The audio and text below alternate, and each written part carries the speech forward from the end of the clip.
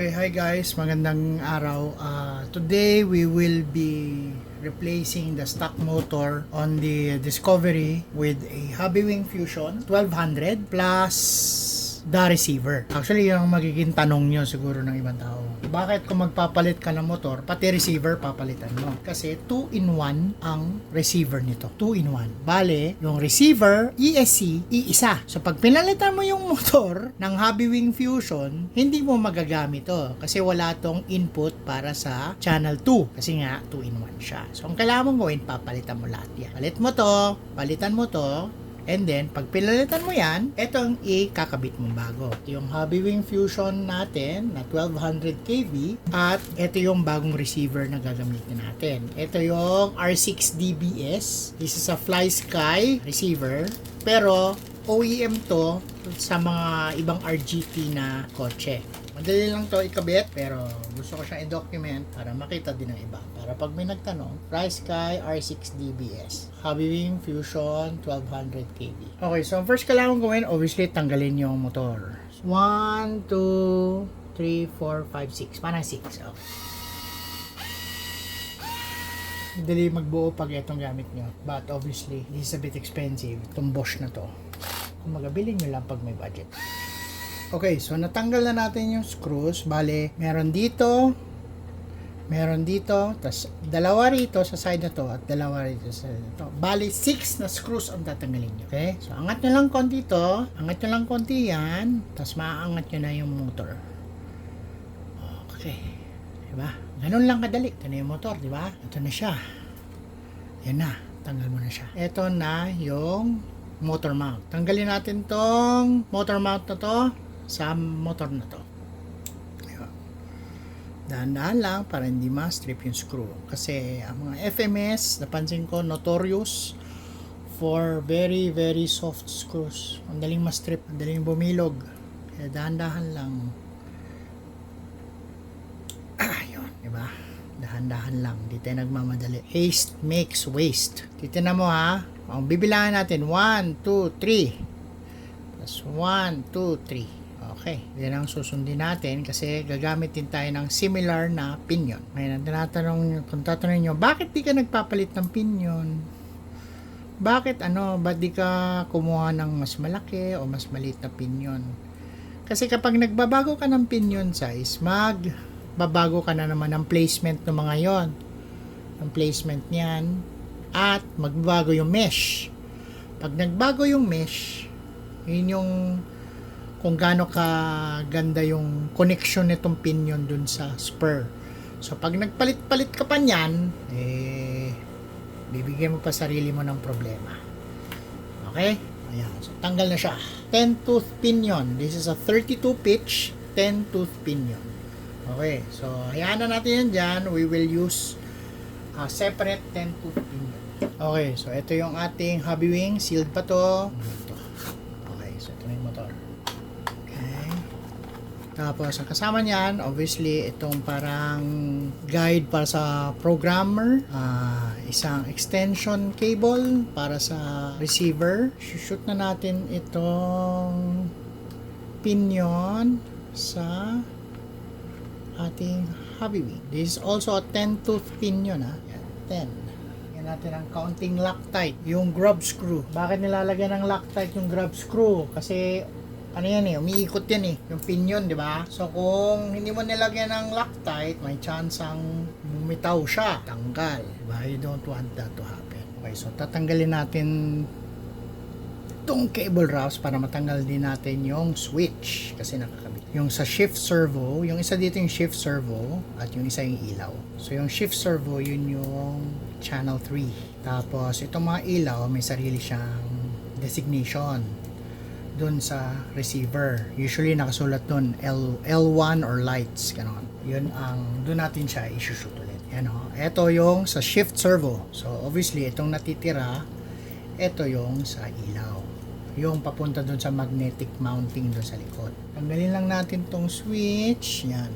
Parang tinutulak lang ata ito Hinihila lang. Yun. Okay, actually hinihila lang siya. So, ito yung ating stock na 2-in-1 ESC and receive. Okay, flathead. Yun ang kailangan natin. Yun, madali. Double-sided tape lang to, dito nakascrew. Yun, na. Yun, that's it, pansit. Ayan, kapit na kapit. Eto, so basically spare parts mo na to. Ayan, nakasulat kita mo, R6D V2. Kasi itong R6D V2 na to, ito yung OEM na 2-in-1. Okay, so ito yung ating R6D na FlySky na standalone receiver. Nilagyan ko na ng 3M tape. Ngayon, makikita mo naman dito sa gilid yung kung saan yung channel 1, 2, 3, 4, 5. Makikita nyo sa pinakataas yung LED. Doon nyo ipa-plug yung LED nito. Itong LED. Dito mo ipa-plug sa pinakataas. Tapos, itong sa shift servo, depende na sa inyo. Pwede nyo plug sa channel 3 or channel 4. Kasi yung radio ng FlySky, ito yung channel 4, ito yung channel 3. So, mamili ka na lang kung saan gusto. Kabit na natin ito. Tanong hindi ko sure kung waterproof ito. Hopefully waterproof. Okay. So, nakaganyan. Plug natin to. So, yung servo natin, ito yung steering servo natin, plug natin siya sa channel 1. So, sundin nyo lang yung polarity para hindi nyo masira. Okay, so, nakabit na natin lahat and then, ito try na natin i-bind. So, para i-bind daw ito, hawakan yung bind button habang ino-on yung transmitter. So, nagbi-blink-blink, ha? Okay. Tingnan natin kapag magbabind. Dapat mag-bind to. Ayun. Nag-usap na. Okay. So, we have steering. So, buhay siya. Okay. Now, to calibrate this. Para i-calibrate itong hobby wing, itong kailangan nyo gawin. Okay. So, bago nyo i-calibrate ito, dapat nakatodo yung throttle dual rate nyo at throttle trim. As in, 100%. Ayan. So, tayo naka 100% na. So, para i-calibrate na to, is hold nyo tong power button ng mga 8 seconds. Until mag-flash. Ayan. Ayan na. Narinig mo siyang tut. Ibig sabihin niya, hinahanap niya yung neutral. Okay. Okay. So, yan yung neutral natin, ha? O, pipindutin mo ngayon yan. O, yun. Nag-green. Kita mo, di ba? Pero nagpa-flash siya. Ibig sabihin, kailangan ko nang ilahin yung gas. Yung throttle. So, totodo natin yung throttle. Yan yung ibig sabihin, hanggang dyan lang yung throttle. So, pipindutin mo na naman to. Mag-green to, ha? Yon, dalawang beses. Poop, poop. Okay. Ngayon, ang kailangan na natin gawin is yung reverse. So, totodo natin. Yan, nakatodo reverse. Tapos, pipindutin mo ulit to. Ayun, tatlo may tut. O, yun. Tapos na siya. Ibig sabihin, tapos na. Tapos na ang calibration mo. Ngayon, abante ba to? O, yun. Umaabante. O, di ba? Okay. Very good. Ganun lang kasimple ang pag-calibrate. Di ba? Sa mamahanap yung information kung paano i-calibrate. Papakita ko sa iyo yung mahiwagang technique sa manual. Ayan o, ESC setup. So, sundan nyo lang yan, ha? Okay, so sundan nyo lang yan. Hindi nyo pa rin maintindihan, meron akong video kung paano ginagawa yan. Panoorin nyo yun. Okay? Mukhang tapos na to lahat. Nakakabit naman na. Tingnan natin kung gumagana yung ating 2-speed. Ito yan, ha? 2-speed natin. Ayun, gumagana ang 2-speed natin. Okay. Nag-shift. Okay. Ito yan, ha? Okay, I guess that's it. I-rewire ko na lang to. Ayusin ko na lang yung mga kung saan nakakabit. And then, with the magic of editing, eto na magiging itsura niya. Woo! Ayan. Galing ng magic of editing. Okay, so malinis na siya. Wired na ng tama. So, nilagay ko dito yung switch para pwede kong iangat dito sa side na to kung kaya or iabutin ko dito, di ba? Tapos, ito yung power cable para dito yung battery area. Yung ating receiver, nandun pa din. Tapos, yung ating hobby wing. Ang next natin na gagawin ay ipoprogram natin. So, para i-program ang inyong hobby wing, kailangan mo ng program card. Okay. So, yan. Papag mo yung battery. Tapos, i-on mo. Ipa-plug mo ito dito sa dulo ng power switch. Mayroon siyang parang goma na parang takip. Hihilahin mo yon, tapos isushoot mo ito. Ngayon, pag hindi gumana nung una yung program card, baliktarin mo lang yung pag-plug. Yan. So, naka-plug. Tingnan natin kung mag-on yung program card pag on natin nung Ayun! Oh, di ba? So, gumagana siya. So, right now, 1-1. Ano yung sabihin 1-1? Pag tinanan mo dito, RPM throttle matching.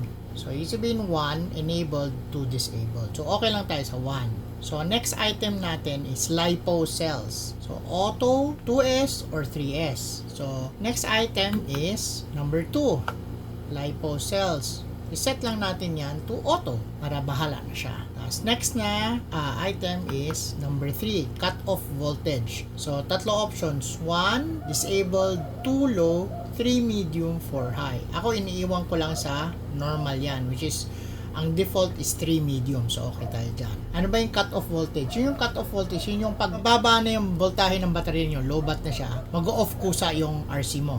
Kasi para hindi masira yung baterya mo. Ang problema kasi sa mga LiPo is hindi pwedeng masagad yung battery. Hindi pwedeng fully maubos. Hindi pwede yun, masisira yung baterya. So, kumbaga, pag na-detect na ng ESC, ng Hobbywing na, mababa na yung voltahe ng baterya mo, kusa na siyang mamamatay. Mararamdaman mo yon pag bumagal siya bigla or ayaw na niyong umandar pero gumagalaw pa rin yung servo niya. Nakakaliko ka pa rin left and right. Pag ganon, ibig sabihin patay na yung baterya mo. Okay, so next item natin is throttle protection. Okay, ano yung si throttle protection? Okay, that would be either 105 degrees or 125 degrees. So, sa number 4, that would be only 105 degrees. So, mas mababa yung thermal limit. Pag umabot ng 105 yung ESC, 105 degrees, mag-o-off siya kusa. Sabihin, nag-overheat na siya noon. Okay? So, next natin is number 5, motor rotation. Number 1 is counterclockwise. Number 2 is clockwise. So, it's set up now. Sa motor rotation is counterclockwise. Okay na yon. Umaandar naman kanina ng tama, forward and backward. Ngayon, number 6. Ano yung number 6? BEC voltage. Ano yung BEC voltage? May isa. Number 1 is 6.0 volts and the other one is 7.4 volts. I would suggest you leave it at 6 volts. Kasi may chance kapag nilagay nyo yan sa 7.4 volts, pwedeng masunog yung inyong mga microservo or masunog yung inyong ilaw, mapundi. Diba? Kasi ang 7.4 parang high voltage na yun eh. So, hayaan nyo lang siya at 6 volts. Okay na yan. Tapos, next item is drag brake force. Ano yung drag brake force? Kung gaano kalakas yung drag brake mo.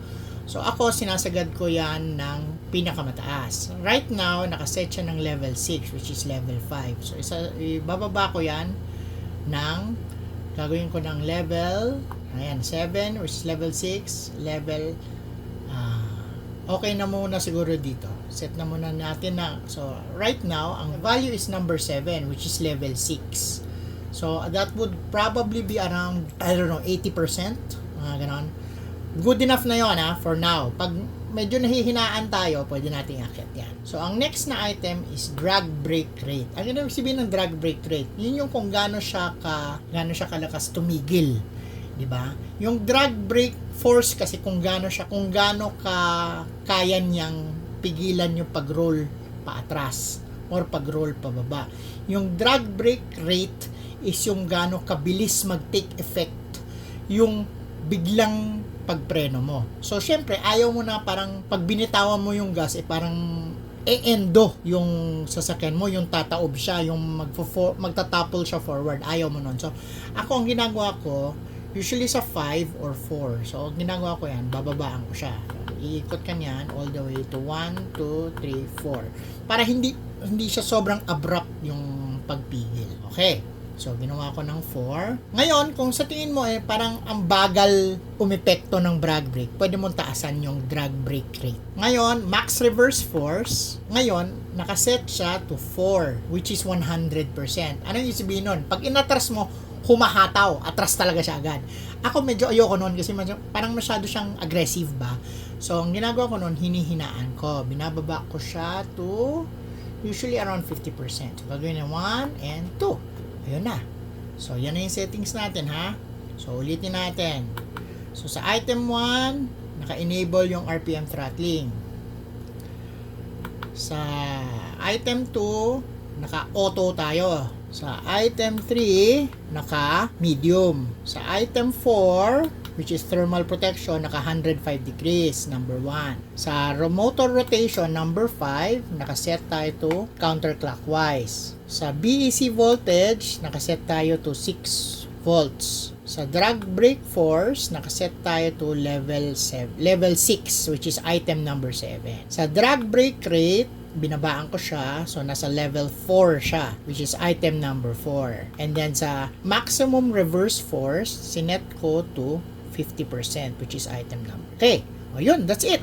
Wala na kayong kailangan gawin para nakasave na yan. So ang gagawin nyo lang, i-off nyo na lang itong ESC.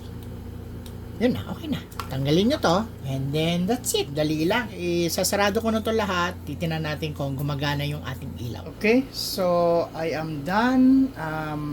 All the lights are working. All the signal lights are working. Blinking there. Blinking here. All the lights. May functionality yung ilaw. They can go off. They can go on. Okay, I guess that's it. Good job, good job, good job, good job. So, I'll be testing this soon in the wild. Hopefully, mas maganda na yung kanyang drag brake sa mga medyo matatarik na area. So, I guess that's it, guys. Thanks for watching, and hope you like the video. Please like and subscribe, and please watch out for the next vlog. Thank you so much. Bye-bye.